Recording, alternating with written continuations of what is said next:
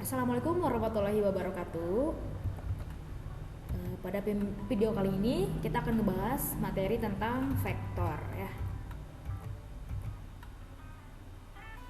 Materi ini ada di kelas 10 semester 1. Ya, vektor merupakan besaran yang memiliki nilai dan arah. Digambarkan dengan sebuah anak panah. Jadi panjangnya anak panah itu merupakan nilainya dan arah panahnya itu merupakan arah dari vektor tersebut. Oke, ini ada contohnya ya. Jadi kalau misalkan anak panahnya ke kanan berarti dia arahnya ke sebelah kanan. Kalau ke kiri berarti arahnya itu ke kiri. Kalau ke atas berarti arah vektornya dia ke atas atau ke utara. Nah, salah satu contohnya itu ada kecepatan dan juga ada gaya. Itu termasuk ke dalam besaran vektor. Jadi selain memiliki nilai, gaya dan kecepatan itu memiliki arah gitu ya. Jumlahan vektor, hasil penjumlahan beberapa vektor itu merupakan resultan dari vektor-vektor tersebut. Pertama ada metode geometris. Dan di dalam metode geometris itu kita dibagi menjadi beberapa metode juga. Pertama ada metode segitiga. Nah, pada metode segitiga, gambar yang dihasilkan itu pasti akan membentuk sebuah segitiga. Contoh, di sini ada vektor A, arahnya ke sebelah sana, kemudian ditambah vektor B, arahnya ke bawah, maka hasilnya akan seperti ini. Vektor A ditambah vektor B.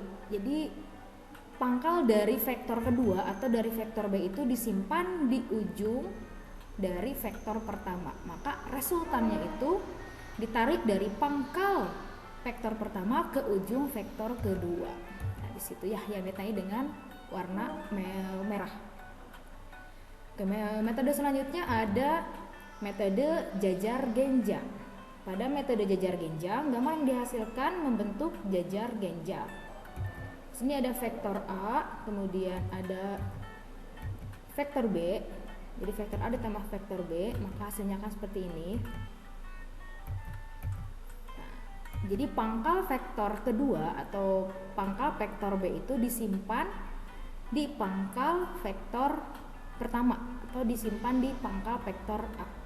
Jadi letakkan kedua vektor tersebut dengan kedua pangkalnya berimpit. Anggap kedua vektor tersebut sebagai dua sisi jajar genjang. Jadi pertama kita buat dulu bayangannya di vektor A, kemudian kita buat juga bayangan vektor B, sehingga akan membentuk jajar genjang. Nah, ini merupakan pasangan sisi-sisi ya. Maka resultan kedua vektor tersebut merupakan diagonal dari jajaran genjang. Kemudian yang ketiga ada metode poligon.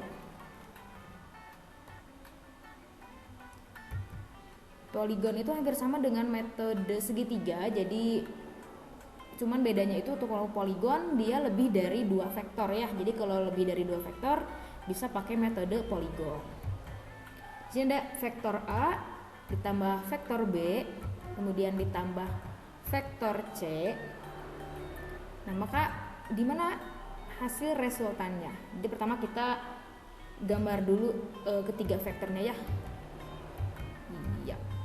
Nah, jadi untuk pangkal vektor pertama itu, maksudnya pangkal vektor kedua itu diletakkan di ujung vektor pertama. Kemudian untuk vektor ketiga, vektor C, itu disimpan atau diletakkan di ujung vektor kedua.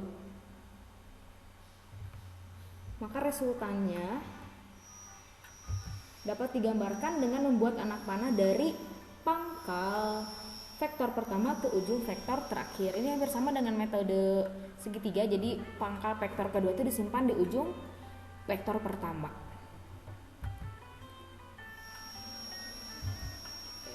Selain RIS ada juga metode analitis. Nah, di metode analitis juga ada beberapa metode. Pertama, kita masuk dulu ke rumus kosinus dan sinus.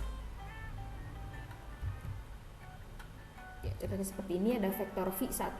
V1 itu merupakan vektor kecepatan 1, kemudian ada vektor kecepatan 2, dia arahnya ke, yang pertama itu dia ke arah kanan, kemudian yang kedua itu dia ke atas ya, ke atas tapi agak menyamping. Oke, di sini dia terbentuk sudut, kita sebut dengan sudut theta. Maka kita gambarkan dulu vektor V1-nya di atas, kemudian V2-nya di sebelah kanannya, maka akan dapat resultannya seperti ini. Nah, rumusnya gimana? Untuk rumus kosinus adalah seperti ini ya. Jadi R sama dengan akar dari V1 kuadrat ditambah V2 kuadrat ditambah 2 dikali V1 dikali V2 dikali cos theta. Itu kalau tetanya kurang dari 90. Tapi kalau misalkan nilai tetanya itu 90 derajat, dalam artian tegak lurus ya V1 dengan V2-nya, maka cos theta itu sama dengan 90. Cos 90 itu sama dengan 0. Jadi untuk mencari resultannya cukup sampai situ. R sama dengan akar dari V1 kuadrat ditambah V2 kuadrat. Nah, untuk lebih jelasnya kita perhatikan contoh soal berikut. Dua buah vektor gaya masing-masing F1 sama dengan 7 Newton dan F2 sama dengan 3 Newton. Kedua vektor mengapit sudut 60 derajat. Nah, tentukan resultan kedua vektor tersebut. Pertama kita tulis dulu yang diketahui. Pertama ada nilai tetanya sebesar 60 derajat, F1-nya 7 Newton, F2-nya 3 Newton. Ditanyakan resultan atau tersingkat dengan R besar. Maka rumusnya itu R sama dengan akar dari F1 kuadrat ditambah F2 kuadrat ditambah 2 kali F1 kali F2 dikali cos theta. Kita masukin angka-angkanya. F1 7, F2 itu 3. Maka setelah kita kuadratkan hasilnya seperti ini. 49 tambah 9 tambah 42 kali 0,5. Maka hasilnya akar 79 Newton. Kenapa satuannya Newton? Karena vektornya berupa gaya. Nah, cos 60 itu nilainya setengah atau 0,5 ya, seperti itu. Nah, video kali ini untuk penjelasan penyebelahan vektor metode analitis khususnya untuk komponen vektor itu akan dibuat terpisah. Jadi nantikan video selanjutnya. Jangan lupa untuk like, komen, share, dan tentunya subscribe. Sekian, wassalamualaikum warahmatullahi wabarakatuh.